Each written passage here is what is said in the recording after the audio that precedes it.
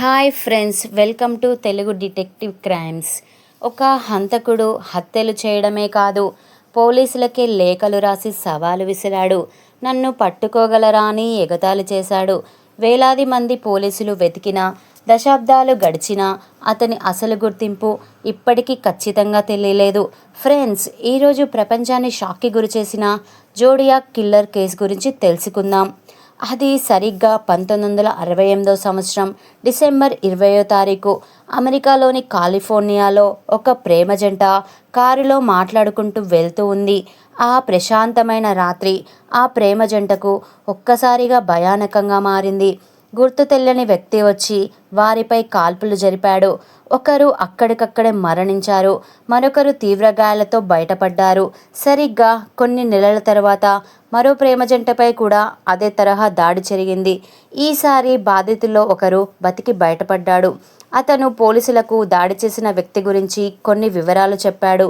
అయినా సరే ఆ హంతకుడిని గుర్తించడం పోలీసులకు సాధ్యపడలేదు. ఇక కొన్ని రోజుల తర్వాత వార్తాపత్రిక కార్యాలయములకు విచిత్రమైన లేఖలు రావడం ప్రారంభమైంది. వాటిని పంపింది తనే అని, హంతకుడిని నేనే అని చెప్పుకున్న ఆ వ్యక్తి ప్రతి లేఖ చివరిలో ఒక గుర్తు ఉంచాడు. ఆ గుర్తే జోడియాక్ గుర్తు. ఆ లేఖల్లో రహస్య సంకేతాలుండేవి. ఈ సంకేతాలను ఛేదిస్తే నా పేరు తెలుస్తుంది అని కూడా ఆ హంతకుడు రాశాడు. ప్రపంచవ్యాప్తంగా వేలాది మంది ఆ సంకేతాలను అర్థం చేసుకోవడానికి ప్రయత్నించారు, కానీ కొన్నిటిని మాత్రమే చదవగలిగారు. మరికొన్ని ఇప్పటికీ కూడా అర్థం కాలేదు.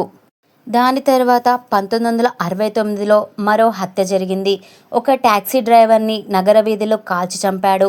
తరువాత సమీపంలో ఉన్న ఫోన్ బూత్ నుంచి పోలీసులకు ఫోన్ చేసి నేరాన్ని ఒప్పుకున్నాడు. దాని తర్వాత పోలీసులు వేలాది మందిని విచారించారు, వేలాది ఆధారాలను పరిశీలించారు, కానీ అసలు ఆ జోడియాక్ కిల్లర్ ఎవరో నిర్ధారించలేకపోయారు. అలా కాలం గడిచింది. కొత్త సాంకేతిక వచ్చింది. పాత ఆధారాలను పోలీసులు మళ్ళీ పరిశీలించారు. అనేక మంది అనుమానితుల పేర్లు వినిపించాయి. అయినా అధికారికంగా ఎవ్వరిని జోడియాక్ కిల్లర్గా నిర్ధారించలేకపోయారు.